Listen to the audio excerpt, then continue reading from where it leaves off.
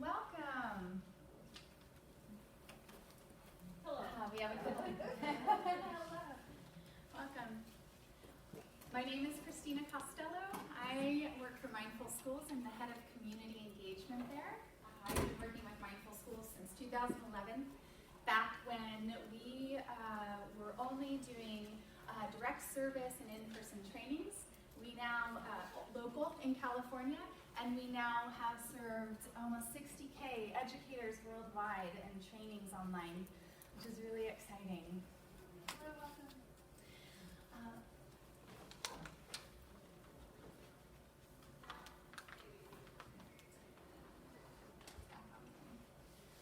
All right, so before we dig in, I want to take a little survey of the room and see who's in here.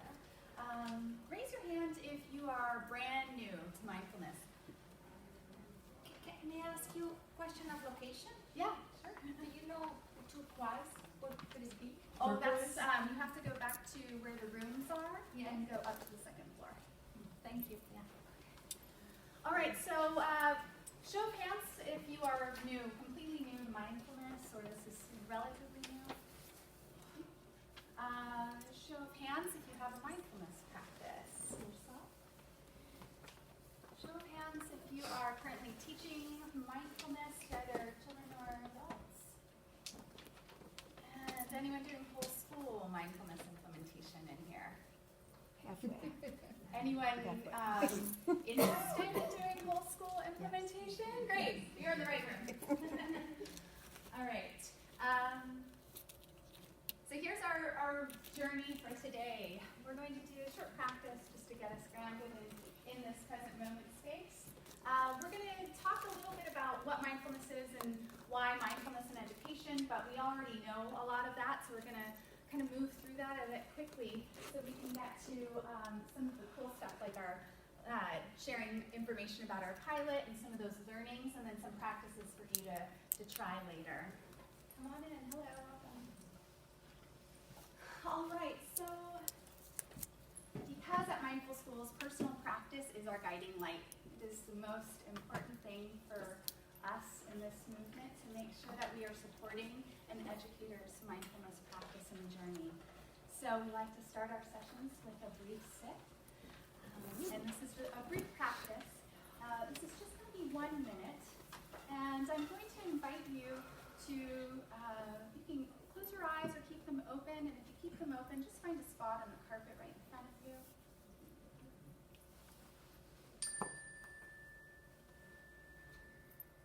Welcoming yourself into this moment of practice. Taking 3 deep breaths.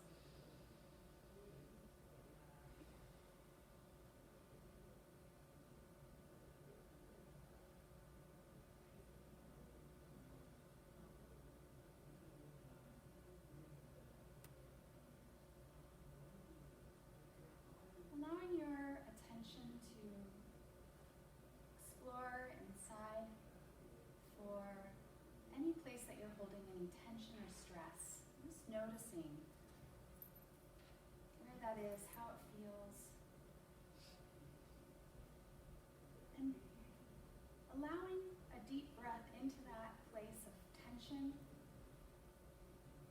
start releasing and letting go and allowing yourself to just settle into this spot, this present moment.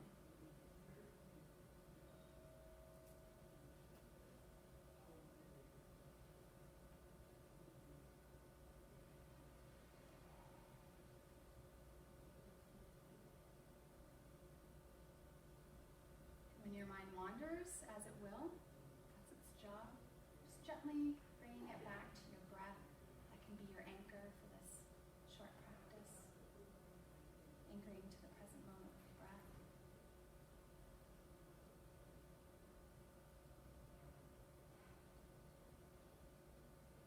And in a moment, I'm going to ring the bell. And I invite you in these last few moments to give yourself some self-love, some compassion. It's been a long day. You've arrived here. Just give yourself a little bit of respite and care.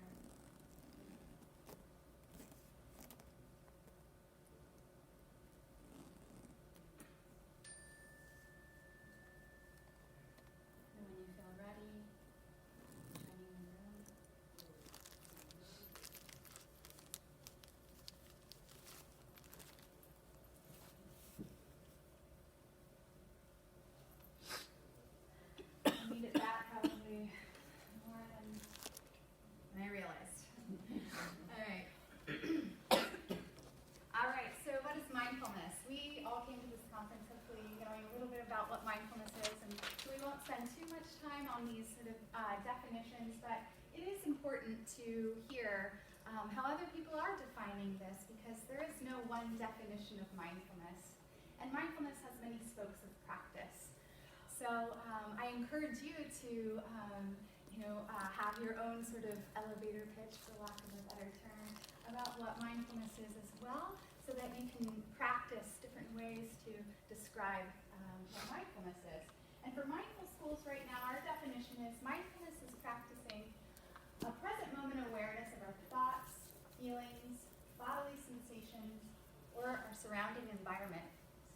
So this is really just paying attention to what's happening in our internal landscape, and also paying attention to what's happening around us and how that might be impacting our internal landscape. Mindfulness practice also includes the intentional nurturing of positive states of mind, such as kindness and compassion. This helps us develop our empathy, and it helps us to connect with each other. Mindfulness is a relational practice where we're learning how to relate to ourselves and relating with others. And this nurturing positive states of mind helps us to develop more gray matter in our minds if we are doing a formal practice. And this helps us with rewiring our brain away from the negativity bias that is just naturally born within. And this helps us to rewire the brain to have neuro pathways that are more efficient and not worried about survival, because we don't need to worry about survival in the same kind of intense way that we once had to.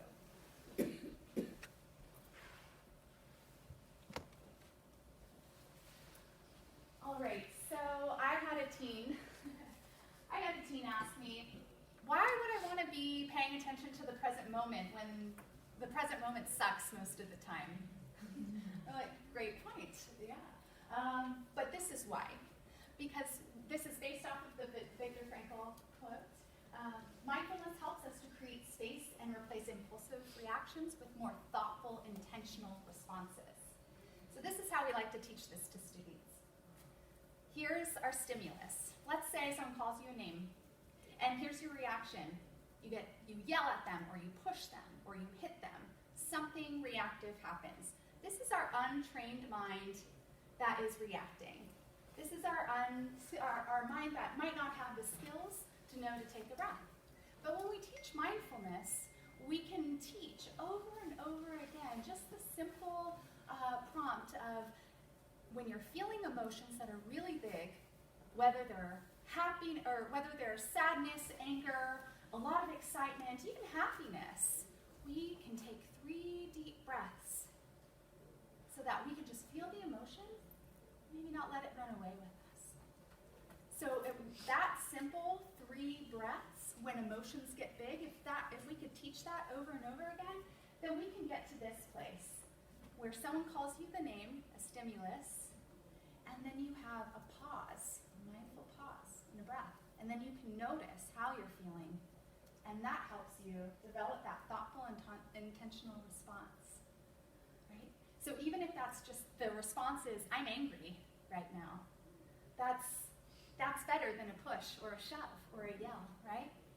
Then from there, they can access those tools from SEL or those mindfulness tools.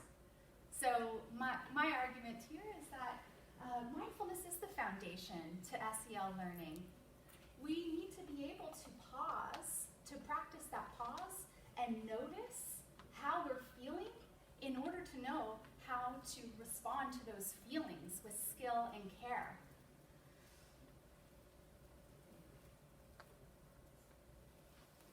All right. So like I shared, I've been with Mindful Schools for 8 years now, and we were the first organization to create a mindfulness curriculum for children in schools. And so these are some of my anecdotal observations over those years of some of these trends informed by some research, but mostly this is just based off of what we've been seeing at Mindful Schools.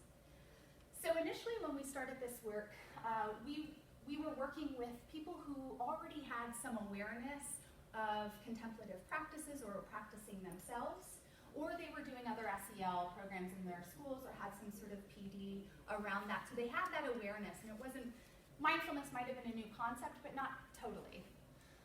And so that population, that's still very much there.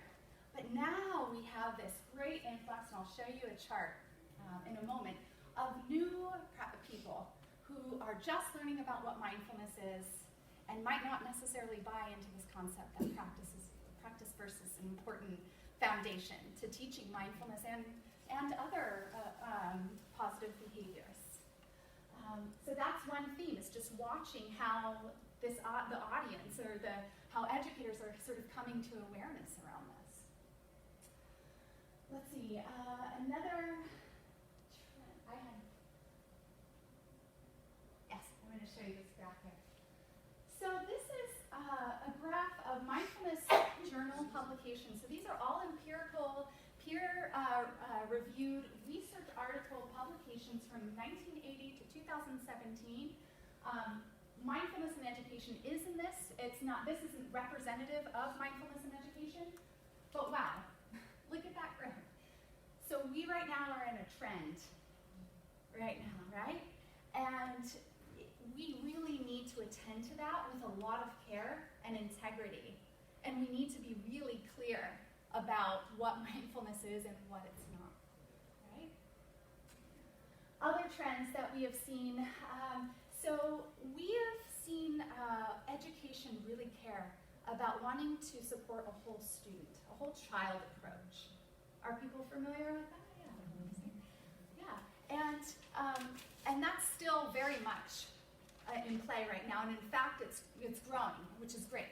And now there's also this whole teacher approach that schools and districts are really understanding as a crucial component to resilient schools and more supported schools. So we're seeing more funding going into teacher PD. We're seeing teachers or administrators saying, yeah, sure, you can take a mindfulness PD. That makes sense to me. We're seeing more of that. And now, I'm giving you a kind of glance ahead, but something that we've been noticing and seeing on our side is there's a whole school approach that is becoming more popular with mindfulness. And people are trying it in all these different ways. And Mindful Schools is really interested, and we'll talk about the pilot study in just a moment, about what are some of these elements that help to nurture mindful school culture. And we're not going to spend too much time on these benefits for teachers and students, but I do want to highlight, because I personally feel like it's really important to name that we're in a bit of a crisis in education right now. Teacher retention and burnout is quite high.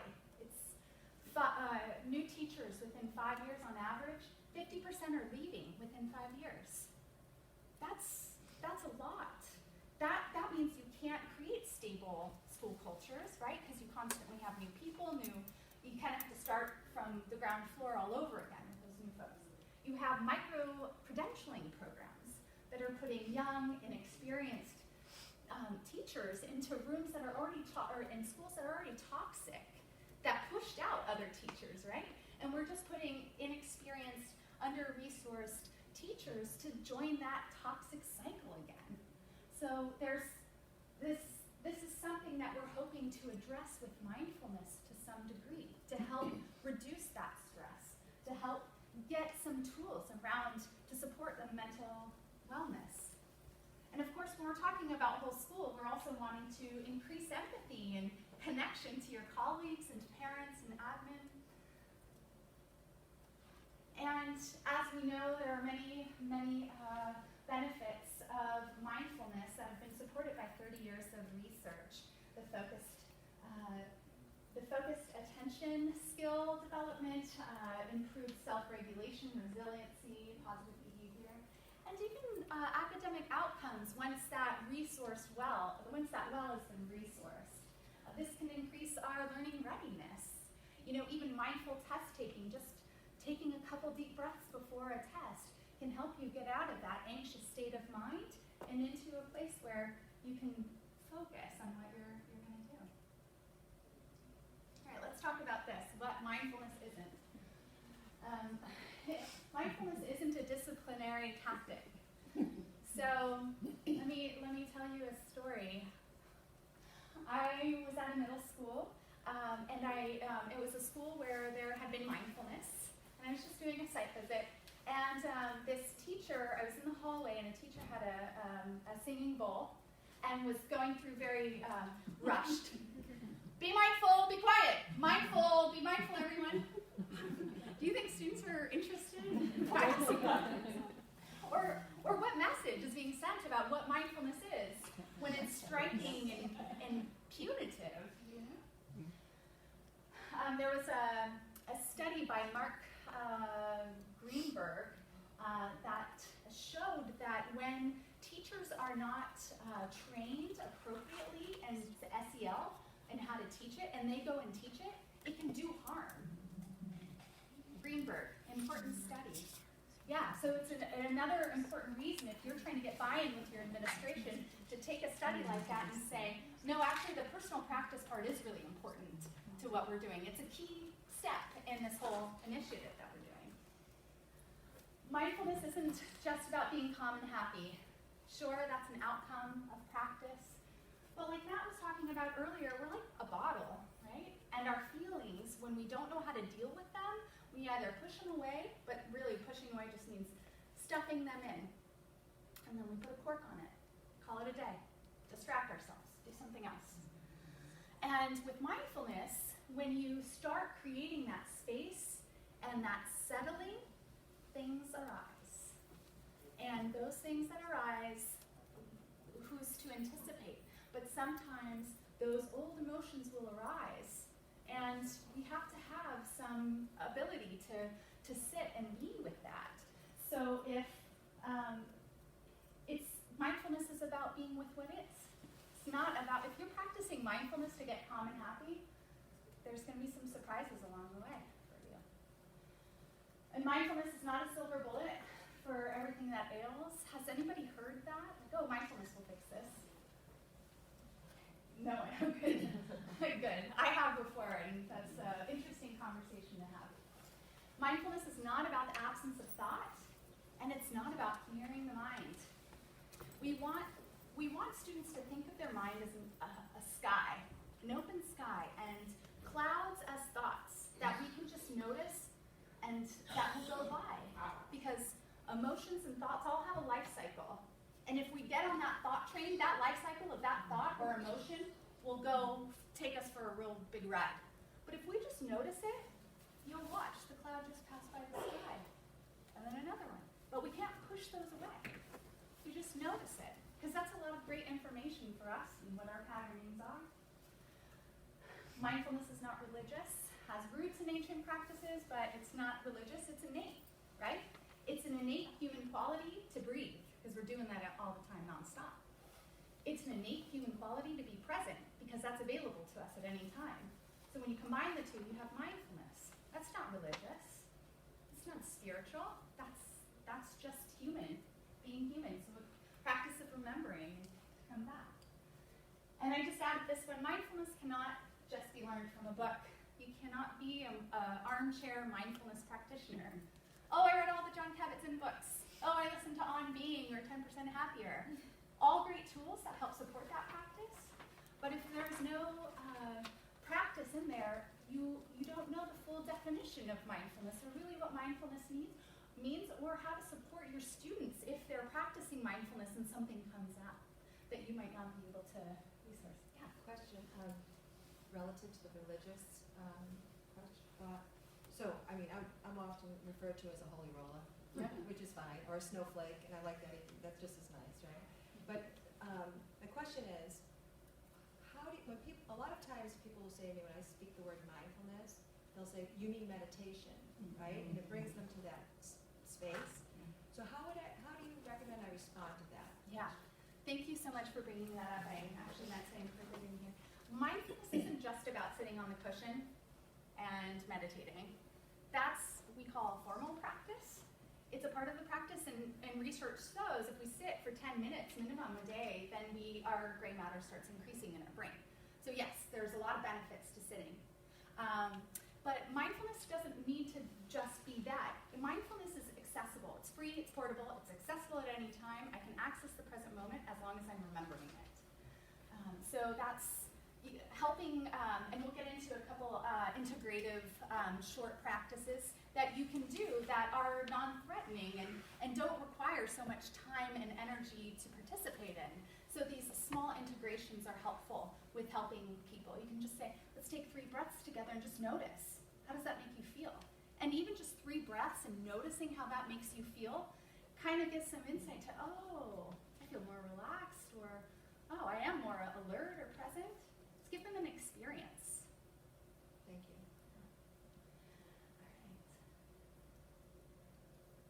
All right, so this is the Mindful Schools vision and mission. We just went through a strategic planning process and have a new vision and mission here. Our vision, we are working towards a day where all children learn in school environments that inspire greater awareness, focused attention, and action based on kindness and compassion. These mindful schools will prepare a generation to lead an awake and thriving world. Our mission is we guide and connect educators on a journey to transform schools and communities by cultivating mindful learning environments that allow students to thrive. So we do this by training, and we do this through community building. Community is huge for us because how many of you have felt alone in teaching or practicing mindfulness? Yeah, it can feel alone, but there are so many people doing this, and as you saw that trend upwards, there's going to be even more people who are doing this potentially, and we can lean into each other when we have challenges. So really quickly here, because you can learn more about what Mindful Schools does and all how that works on our website. Be the change. We have 2 courses. The Mindfulness Fundamentals teaches your own personal practice and just some of the basic foundations of mindfulness. It's actually the prerequisite because of that torch we bear around personal practice being the foundation, to our Mindful Educator Essentials 6-week online course, which teaches you how to teach mindfully, so some mindfulness, some things to consider when teaching and how to do that mindfully, and also how to teach mindfulness using the Mindful Schools K-12 curriculum. And we have all kinds of resources in that training as well. And then we have a year-long certification program that we offer as well, and that really dives deeply into those first 2. Really helps to support your personal practice by doing communities of practice and also, continuing the learning journey there, but also doing some teaching labs. So start working on teaching and getting feedback from colleagues on your mindful teaching. And there's a practicum process as well, which could lead to becoming a Mindful Schools certified mindfulness instructor. And then, of course, becoming a mindful school, this is more just, if you're starting to do this work and you're noticing that there's some interest, you can try experimenting yourself with these different ways to support mindfulness in a bigger way. All right, so we did a pilot project with 5 schools in the Bay Area in California. We got 2 grants to do this, and it was really exciting for us because we really want to get at this question with what helps to nurture. What are the elements that help to nurture a mindful school, the culture for both teachers and students? And in this, we have a great sampling of public and charter schools and elementary and high school. And we had schools that had no experience with mindfulness whatsoever, schools that had some experience, to a school that had more, that had about 2 years of mindfulness. And so what we found, let me start with the school that had no mindfulness and what we did there. So we fed them, we invited them to lunch and gave them food, important, that's how we got them in the door.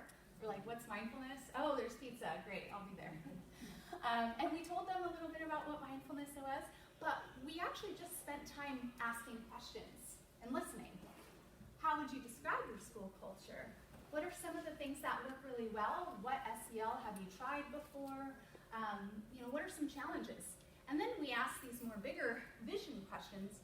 What if we came in for a year and did mindfulness? What do you imagine your school being like in June at the end of that process? And then they talked about it. How can we get there? And then we talked about it.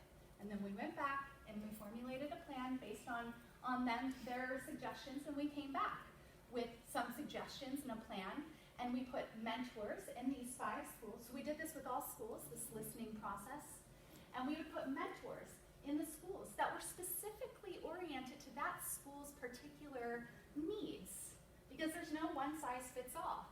I couldn't go in there and just say like, okay, we're all gonna do mindfulness, and it's gonna look like this, this, and this, and this is what's gonna happen. You know, it's all an experiment, really. And we found a lot of interesting things. So one of the schools that had some mindfulness, but not a lot, the teacher staff really needed some care and some love. And so we helped them take their old staff room and spruced it up, made it calmer and nicer, and did some things there. And then one day, the mentor comes in and sees the security guard sitting in there. And she's like, what are you doing in here? And they said, have you seen where our room is? It's gross, it's dank and moldy. We want to be in here. Light bulb moment. Oh, that's right, the support staff. Security officers, people in the lunch cafeteria, on the playground, all those people interact with our kids too. So we started factoring them into the consideration and the offering as well. And so the model that we have developed, and we're still developing this is still an experiment for us, but I don't want to mistake whole school with rollout or mandate. That's not what this is about. Whole school is actually a long game. You might be in this process for 3 to 5 years before you have, over half of your teachers buying in. So we initially worked with those teachers who were interested. The hope is that these teachers, the whole school, can commit to the values and some of the approaches and to support, even if they don't want to participate in it and in any other way other than agreeing to be like, yeah, I'm going to support you in that, but I'm not going to really do it in my classroom. That's okay. We'll just work with the teachers who are interested right now. And we had, in this model, a mentor who was coming in from the outside. Now you can do this with someone that's embedded in the school community. It's actually better, right? Because it's more sustainable to do that.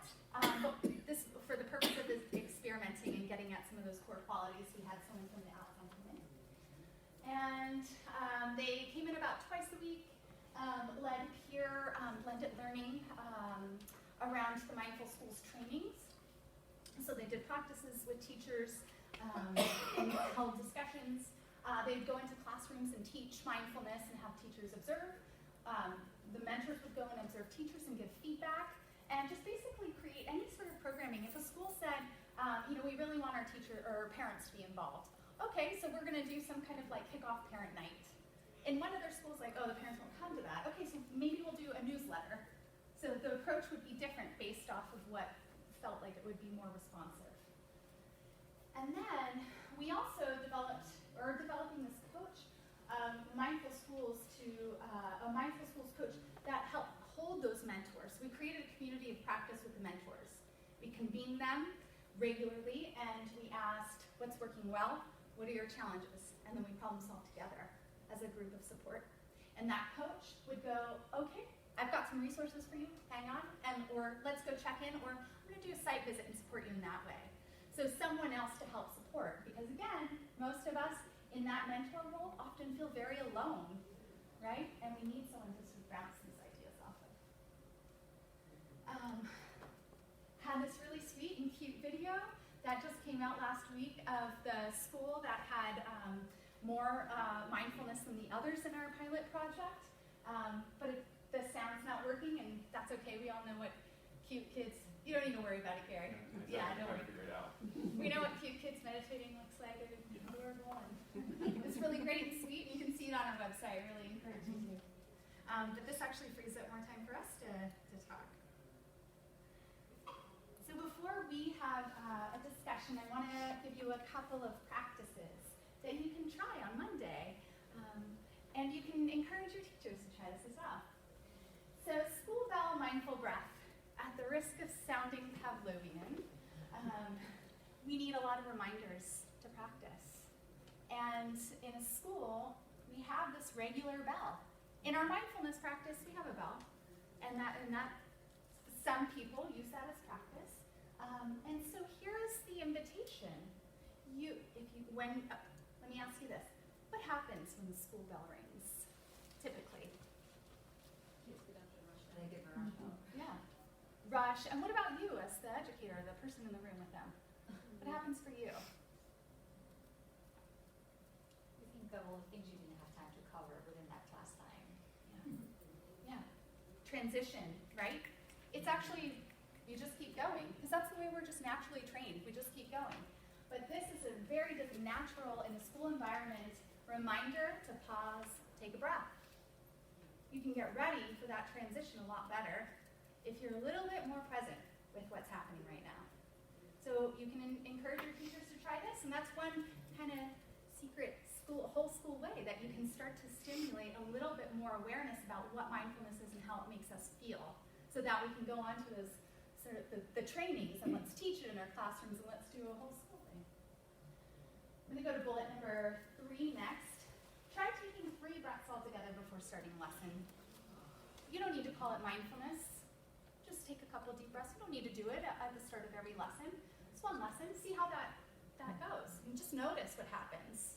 And maybe you might notice that you wanted to try it at the beginning of all lessons, or maybe you notice that it's just something that you want to do for one lesson or the beginning of your mindfulness lesson. All right. Number 2, using non-evaluative language. We're going to practice this one. So I want you to imagine that I am a mindfulness teacher who's coming in from the outside. You're really well-behaved 4th graders. You wouldn't believe how many people, when I say, pretend you're 4th graders, start going wild.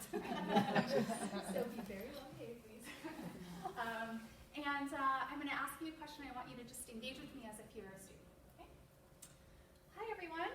Has anybody practiced mindfulness since I was last here visiting?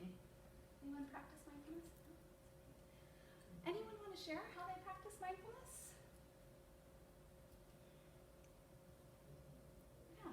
When my little sister was bothering me at home, I remember to take 3 deep breaths. Instead of leaning to her, I just let it go and hug her, because I think that's what she needed.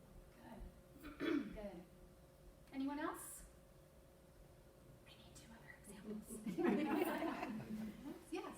When I got in an argument with someone at recess on the playground, they leaned over to push me, and I had to just stop and think about what was going on before reacting. Perfect. Perfect. Anyone else? Yeah. Before my math test, I was really stressed and I came back to my anchor breathing. Good. Good. Glad to hear. Okay, let's get started with today's lesson. All right.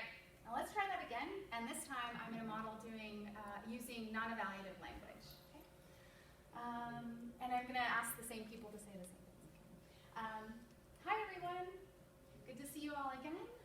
Did you practice mindfulness? Anyone practice mindfulness since the last time I was here? No? All right. Anyone want to share what they did? Yeah, Monica. Yeah, when my little sister last night at home was bothering me, instead of attacking back, I took 3 deep breaths, and that helped me just realize she needed a hug, so I hugged her, and all was good after that. Yeah. How did you feel in your body before you took those 3 breaths? Everything was tight. I felt like a knot in my stomach, and my throat and my shoulders were tight, and I almost felt like a headache coming on. Yeah, thank you for sharing. Yeah, I've had that experience too. Yeah. On the playground at recess, some kids got into a fight, and someone leaned over and pushed me. And before pushing back or reacting, I just had to stop and think about what was going on and how I was going to react. Yeah, and what did you decide to do in that moment? I decided to tell them that I didn't appreciate that and wanted to talk more about what was going on rather than be physical. Yeah, how did that make you feel when you said that to them? A lot more calm and a lot more relaxed because I wasn't worried about getting hurt or hurting someone else. Yeah, thank you for sharing. Yeah. Before my math test this week, I was really nervous and remembered my anchor breathing. Come on. Yeah, has anybody felt nervous before a test? Yeah, has anybody tried using their anchor breathing before a test too? Yeah. that is a practice that we can use anytime that we're feeling stressed out. So I'm really glad to hear that you were able to remember that. Thank you for sharing. All right, so you notice the difference there, right? We're putting value judgment when we say good, perfect, awesome, great, and we also stop the conversation. And sometimes for the sake of time we have to do that and we can't go into everything, but it's actually one of the deepest learning opportunities that we have, especially in mindfulness, for two reasons. One is because we get to see this breadth of experience, of the experiences that we're all having. Test taking, playground drama, sibling drama, all of that, normal and welcome. We want to help demystify for them what mindfulness looks like and help give them examples and help draw that out more, because we can deepen the learning experience. And as a mindfulness educator, you can bring yourself into that as well, because this is a relational practice. So you can relate, I've definitely felt anxious before test 2. So you're able to relate with them, and it becomes more of this equal experience that, yeah, we're all human and we're all going through things. All right. And I want to give one last plug for the Mindful Room. If you haven't stopped by already, please do. There's lots of little ideas that you can try, even if you have one basket. You can have one basket and try out some tools in there. All right. So we're going to close just a short practice here, and then we're going to open it up for questions and discussion. And I'm going to invite us to do a short one to get comfortable, eyes open, closed, whatever feels comfortable for you. I'm just going to do a little rest and digest. This was a lot of talking, so let's just let it all settle. And we'll do about a minute of silence.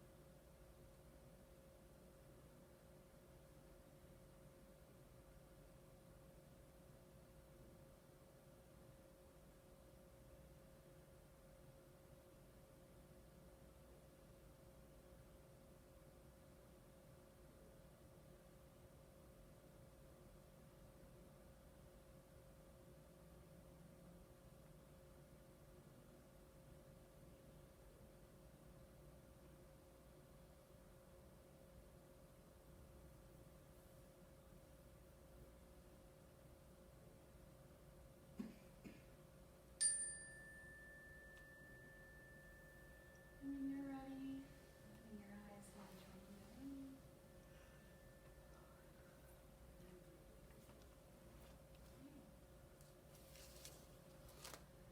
Thanks for practicing with me. Letting that all rest and digest like a nice little glitter jar, settling all the glitter. We have about 9 minutes for questions. If you don't have questions, that's fine. I would love to hear how people are doing this in their school, and maybe even what challenges you're coming across so that we can all share in that as well. Yeah. I heard you say that you started, we call it at our school, the cohort of the willing, the people that are interested in doing what you're doing. What's that? How did you then connect, so does it grow from those teachers into other classrooms and spread, or were there whole school experiences that led to it spreading or becoming something that the school would embrace? So I won't talk about the pilot because that's still going on, and so we can't, there's no conclusions there and point there. But other schools that I have seen, it can start with one classroom, and then it, someone will be like, what is going on in your classroom? I see them doing this or self-regulating. Wow, what are you doing? And then that starts to spread, and that's a really organic, nice way for it to be held. And then, there have been schools that have, there's a school in Canada in particular that I'm thinking about where the principal was really invested in it and did a really slow rollout of trainings, offerings, and so after a couple years of doing this, all the teachers were in it, and they were buying into it. And then a new teacher would come in, and because the culture was there, I was like, wow, it feels really good here, what are you doing? It was easy to get buy-in there. And then that principal left, and he was just really worried about what's going to happen to the school and all this work I put into it. But he intentionally spent all this time with that new incoming principal, and even as he was transitioning out, would come back and visit and help do that integration. So it was like weaving the thread to make sure there was some continuity, and the school's still committed and thriving in that. Because I appreciate that you're saying it's not a mandate or a rollout, because that's where immediately in my school it's like, oh, they want us to do that. And so I think I'm curious if other people have ways that it's, been inspiring instead of feeling like a top-down experience. Couple hands, yeah. Can I share something that we did at our school? I'm really the only one who's doing it officially at my school, K through 12, 700 students. However, one thing I did with my students who were coming to my class was build mindfulness jars, right? Clear with water, and they each kept it in their locker.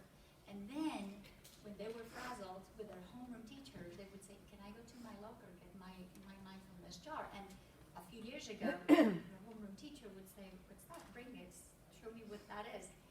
And so that's how many of my peers were, shown by their little second graders how powerful that prop could be.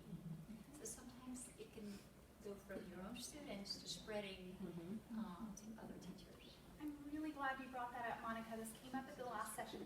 Anytime you can encourage peer-to-peer learning or involve them in the planning, like we were talking about, you can do like a focus group.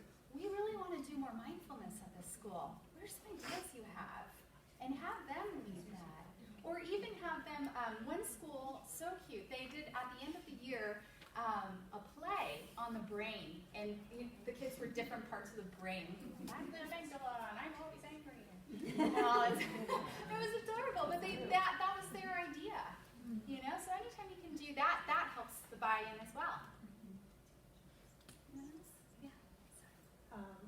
I'm a mental health counselor, and we're an agency that goes into schools providing mental health counseling, and I've been doing this for 10 years, but I've been trying to get mindfulness and yoga into the schools, and finally this year, I think they were at like a tipping point where it's becoming more acceptable. And I have an intern that is from a college, master's program, where they are working with mindful schools. And so I asked her, if I can get the schools to do this, can we, do some groups with that? So we started this year. We're doing mindful mornings for middle schools, where she's implementing a group and doing 30 minutes of 2 groups back to back, and then they start their day, and then they go in and do their day. And it's been working out well. Oh, it's been working out well. Great. Yeah. The students and teachers alike are finding it to work out well. Well, we don't have the teachers involved Oh, yet. I We'd see. like to. I see. In fact, they're thinking of like for next school year to do some things. What they started with for students that were more dysregulated, and to get them to focus and then be able to be present for the school day. Notice what happens, or notice what those reports from those teachers are as they reflect on their students' progress through that. Okay. Yeah, we are tracking. Good. For that. Keep us posted. I'd Okay. love to hear more.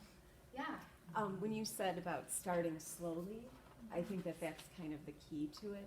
I'm a principal, and this is a lot of my practice of what I've done in my life, in mindfulness and yoga and all of that. And little things here and there through the years. It was my 7th year now. So maybe like 3 or 4 years ago, 2 years ago, we had a yoga lady just from my local yoga place that I go, who was a teacher, came in and did a little training with the staff. And it wasn't anything that I said to them, you have to do this. It wasn't like that. It was more just to give an awareness to kind of bring it in.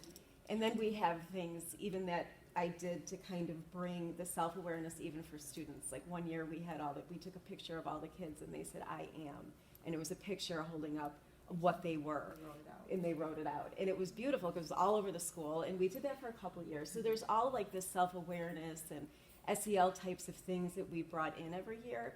And then this year, I said to my BLT team first, like our building, you know, do you think we're ready for just like a little mindful minute every day? You know, we've kind of done a little bit of these things through the years, and again, it wasn't something I wanted to do unless teachers were willing to do it. And it was something that I'd go over the intercom at 12:30 after lunch, and we just all take our 3 deep belly breaths, which is connected to our SEL, to our second step curriculum.